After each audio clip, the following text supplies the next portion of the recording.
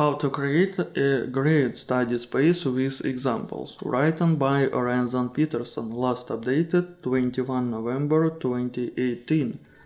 Where do you normally study? If the answer is lying in bed with my laptop propped on my nose while eating deep-fried Cheetos, then you might want to consider revamping your study space. And that's what today's post is all about. Now we're going to look at how to create or find a study spot that lets you get in, do your best work, and then get back to having high density fun. We'll examine the different types of study spaces, the do's and don'ts of study space creation, and the key principles to make sure your study space does what it should help you study better. Finally, we'll give you some examples of study spaces that put these principles into action, because this is a pretty extensive guide. I've broken it up into sections for easy navigation and reference. Check each link to visit the corresponding section. The 4 types of study spaces, 4 steps to create a space in your general study space tips, our favorite study space examples. Further study space researches. Let's get started. The 4 types of study spaces. Most of this post will be about how to create a semi-permanent study area in your dorm, room or apartment. Before we get to that, however, I think it's good to look at all the different types of study spaces you probably have available to you as a college student. The library. When I was in college, I did most of my serious studying in the library. If I needed to really focus and crank out a paper and prepare for a serious exam, the library was my go-to. Where in the library I studied depended on what I was trying to accomplish. But generally, I looked for a place that met the following criteria. Quiet. Most college libraries, mine included, are divided into different noise level zones. Mine ranged from collaborate, talking at a normal volume allowed, to quiet, whisper only in necessary, to silent, don't you dare even coke. I usually went with quiet and then put on headphones to block out extensions noise. Spacious. That is, enough room for me to spread out all my books, external noise, computer, writing materials, and snacks. Ideally, I would grab one of the common area tables on the first floor of the library. Empty. This one was a bit trickier, but I tried to find a place that didn't have a lot of foot traffic or other distractions. Because if I was looking up every 5 minutes to say hi to someone I know, it wouldn't be very productive sessions. During my senior year, this was even easier, because all seniors at my college received a dedicated study carrel, pictured above, to give us a place to work on our senior independent study projects. But even if you don't have a space like that, you can still carve out a little nook of the library that feels like your own. Find a part of the library that no one really goes to and use that. For instance, there was the dingy basement part of my college's library called Andrew's Lower 2, which was really just the storage area for the USGC maps and political documents. If made for a silent and secluded, if creepy place to study. Academic buildings. For the right subjects, academic buildings can be great places to study. Some departments even have study lounges or labs devoted to their particular subjects. For instance, my college had a math lab where you could go work on your math homework and have tutors available to answer any of your questions. There was also a similar area for STEAM students. If you are taking a class in one of these disciplines, I would strongly encourage you to use all the researches the particular department provides. Furthermore, studying in an academic building can be very useful when you are preparing for an exam.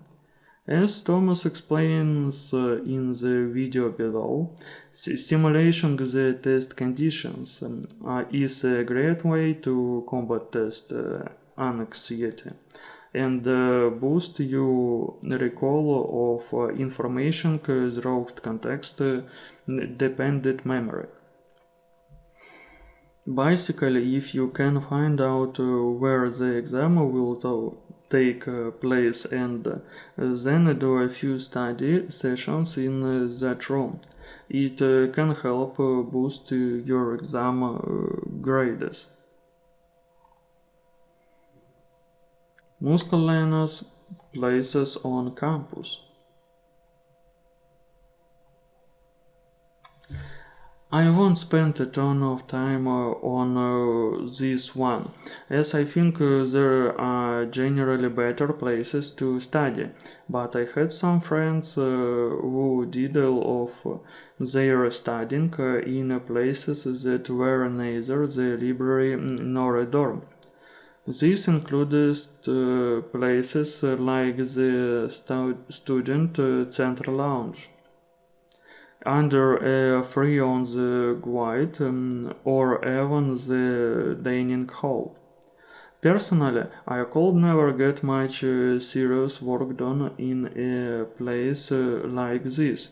Too many distractions. But if it works for you, then go for it.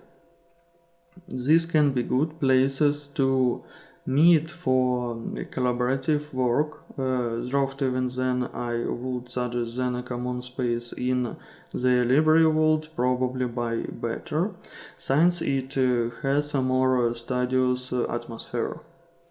Off campus. In some cases, you may want to ditch campus entirely. During my senior year, I got some on my best writing done at a coffee shop off campus. It was 20 minutes of food from my house. So when I go there, I made sure I didn't waste any time. It was a place I went just to work, and in that sense, it was almost like an office. An office with soft natural lighting, warm wood furniture, and delicious drinks and snacks. Of course, you don't have to go to an off-campus coffee shop to get away. Check if your college town has a public library. This can also be a great place to study, as you're less likely to run into people you know, and it can get you out of a creative route that might come from only studying on campus. Plus, having access to an additional library system can be super useful for research. 4 steps to create a study space in your room. Now that we've covered the other possible study spaces available to you, let's get to the meat of the post. How to create your own study space. I'm going to assume that for most of you this will end up being part of either your dorm room or your bedroom. If you have another area to dedicate to it, though, when by all means use that. In order to create a study space, follow these 4 steps. Remove all distractions. Have easy access to everything you need before you start. Experiment with lighting. Adjust your study space to the ideal temperature.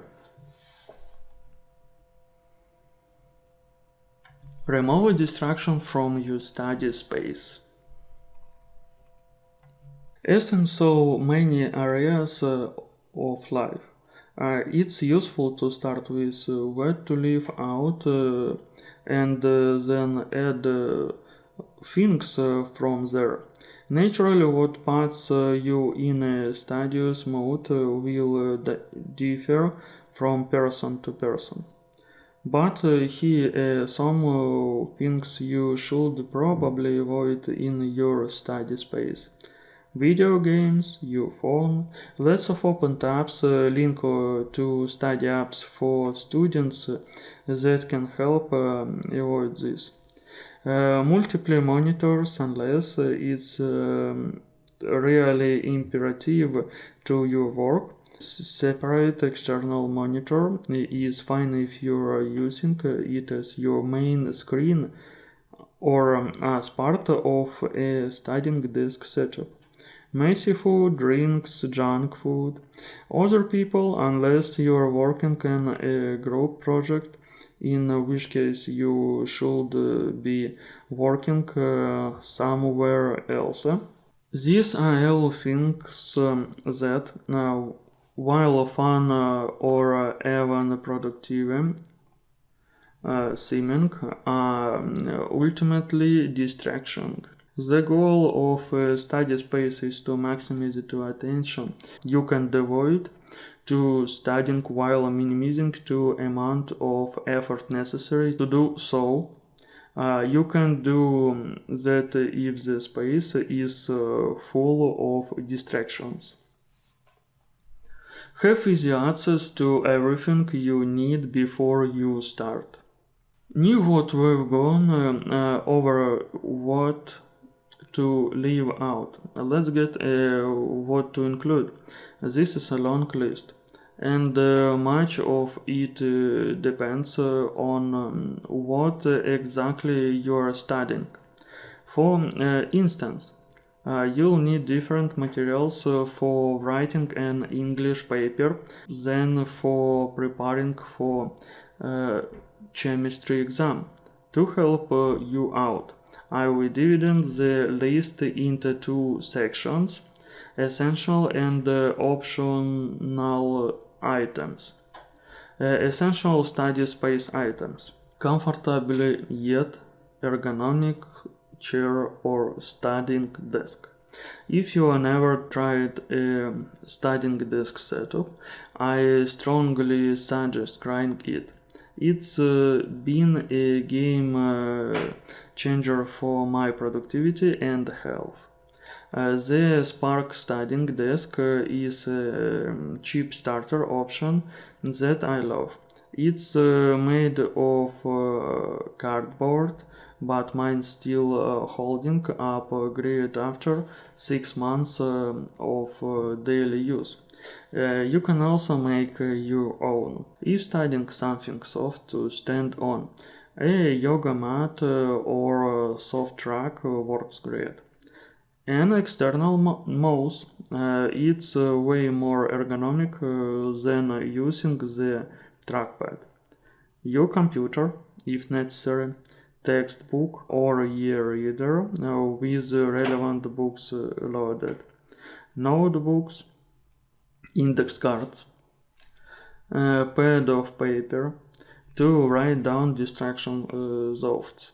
While studying, you're bound to have great ideas or just to remember stuff you need to do, like laundry or emailing a professor. Don't let these thoughts distract you. Just write them down on the paper to get them out of your head and let you review them later. Plenty of writing utensils appropriate for the subject. Mechanical pencil for much etc. Calculator or other subject-specific tabs as necessary.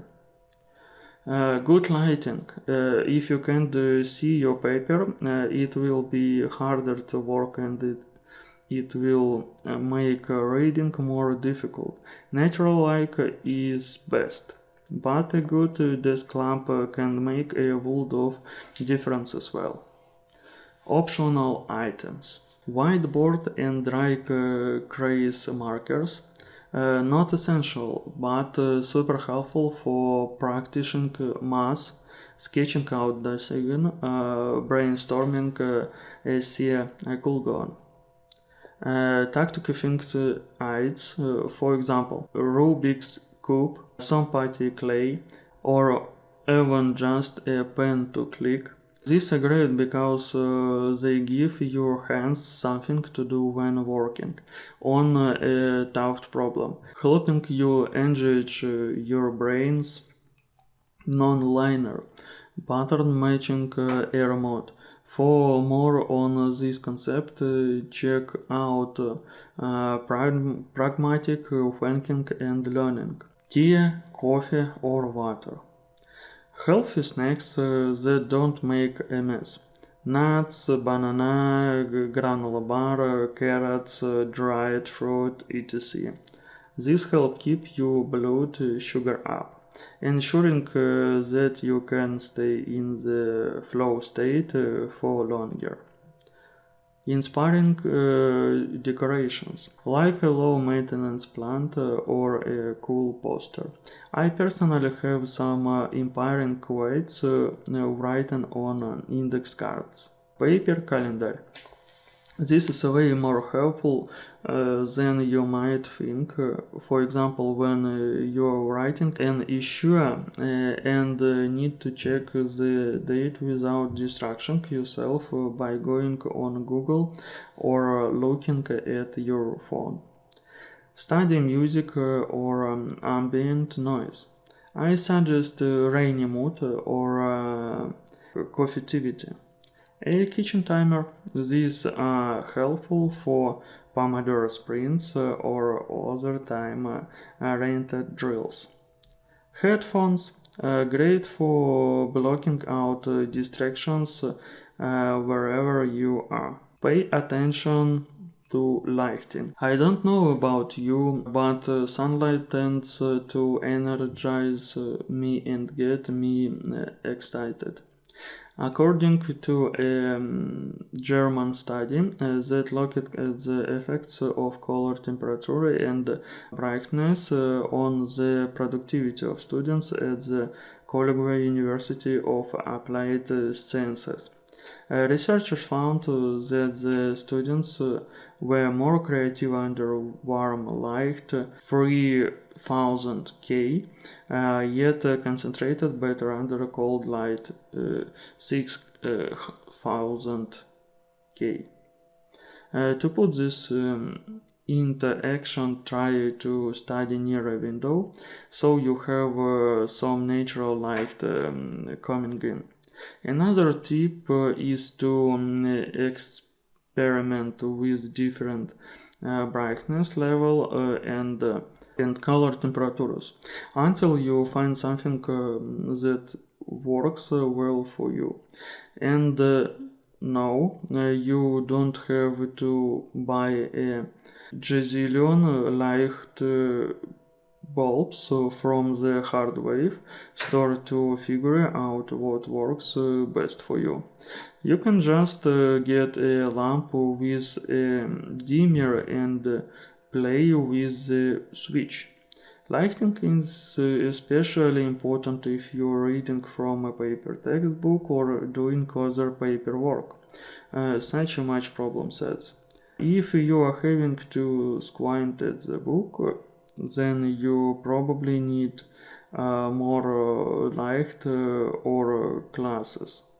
A desk lamp is a worthwhile investment in this case, as the overhead fluorescence in most dorm rooms are often too diffuse to give you the clear, focused light required for reading. Adjust your study space to the ideal temperature if possible. Aside from color temperature, the actual warm-cold temperature of the room you're in is also a big factor.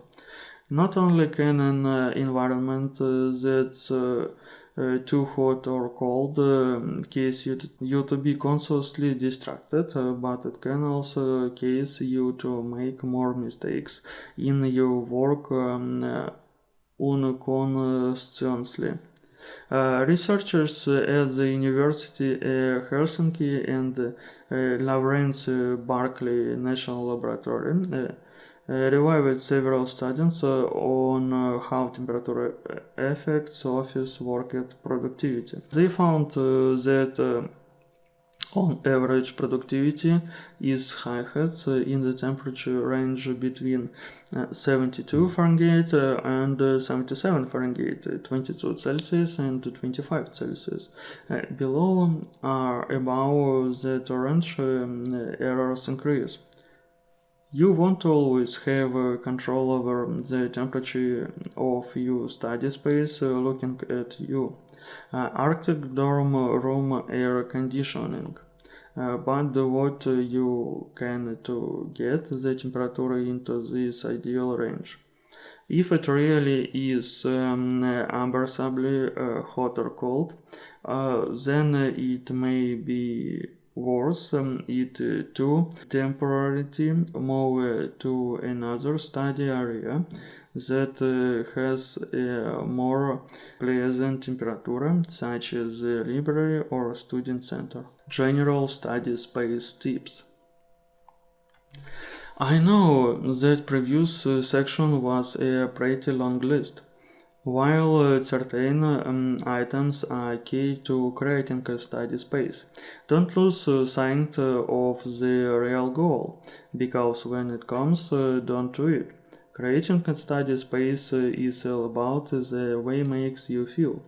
It's about what pulls you and no one else in a studying mood. In addition to having the right materials, here are a few more principles that will make your study space, your study time, more effective. Make sure all your study materials are functioning.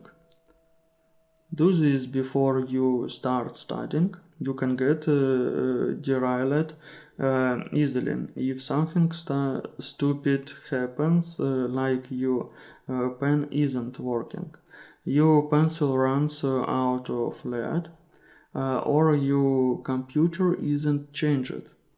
Make your study space ergonomic. Don't slouch. Keep your feet on the floor. Position your screen at ear level, otherwise you'll wreck your neck.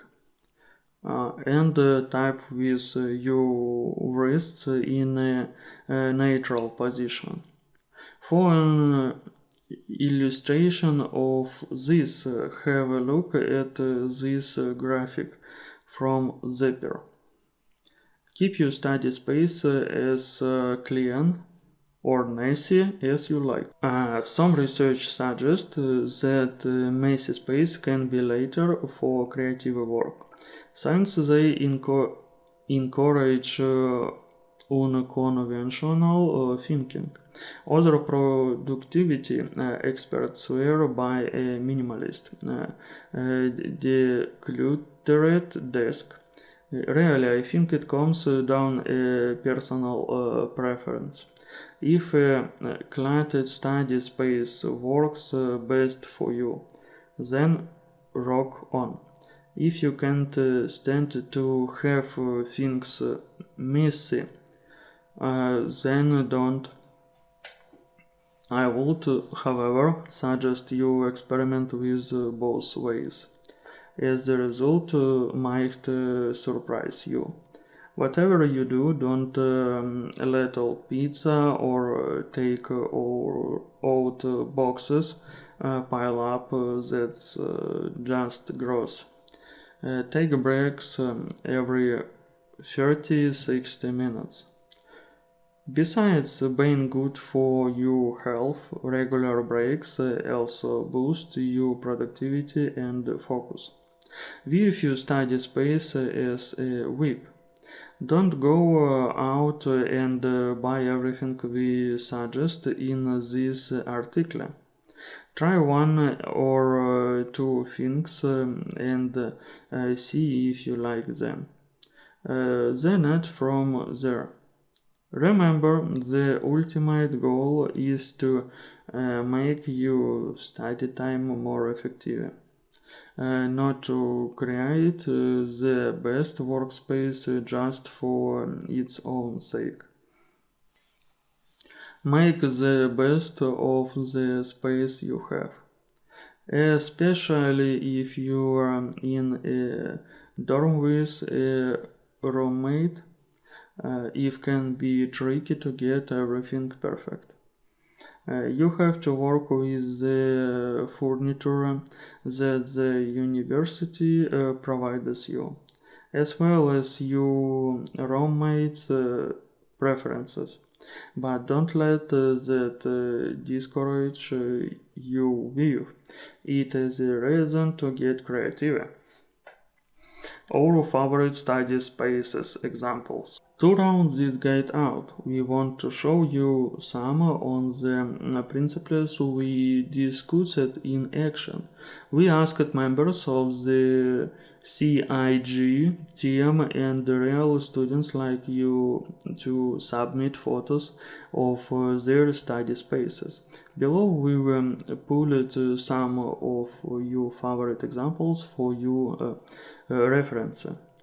Martin's minimalist Zen study space. CIG developer computer made extraordinary Martin's workspace is an example for clean minimalist.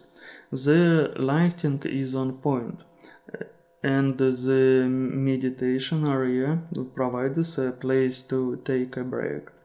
Also note how the monitor is at a level in order to prevent neck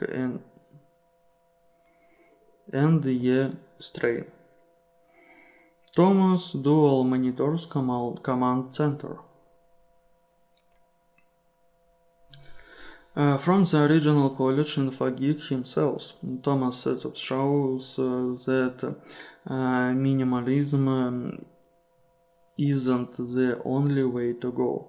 The space is useful decorated without being cluttered, and the abundance of audio equipment and dual monitors create the ideal environment for video and audio editing.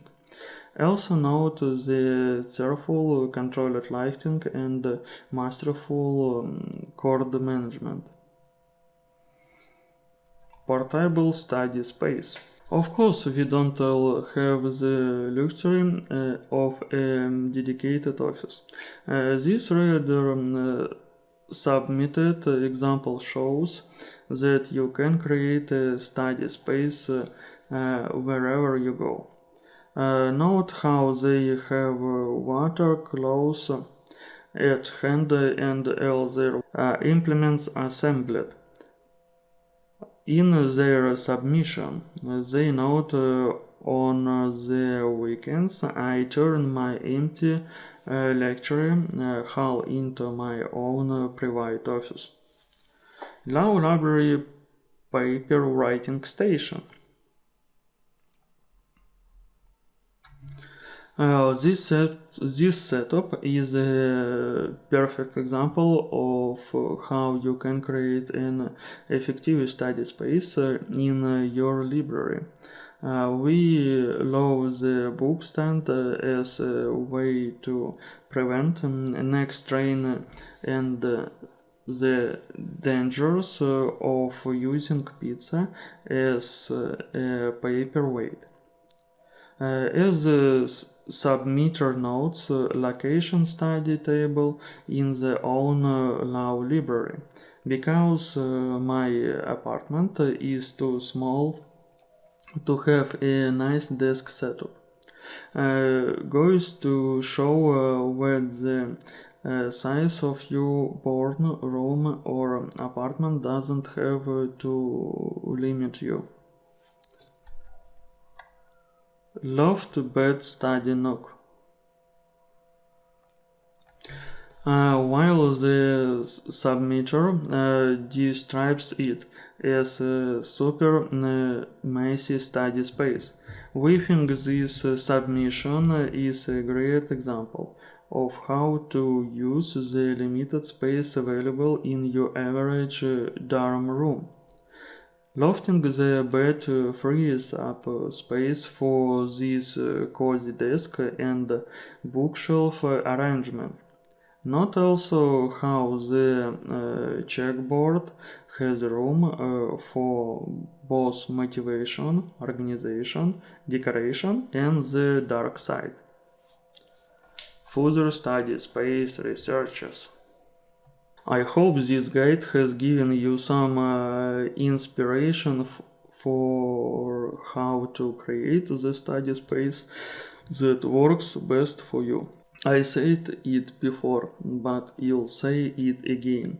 Don't let creating your perfect study space distract you from what really matters: studying.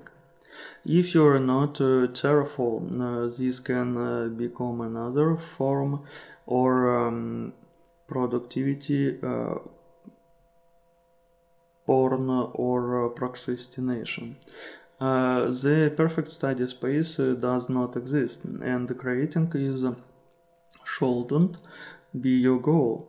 Of course, reading this article could also be a form of procrastination, so once you're done, get back to work.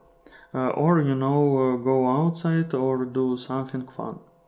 If you want to see some of the tips in this article in action, here are some further researchers to consult. How to create a study space in your room. Check out the workspace setup, CIG podcast co-host Martin Bailen. My new room and workspace, a Tower of Thomas, new Baylor workspace. How to make studying fun, or at least less boring.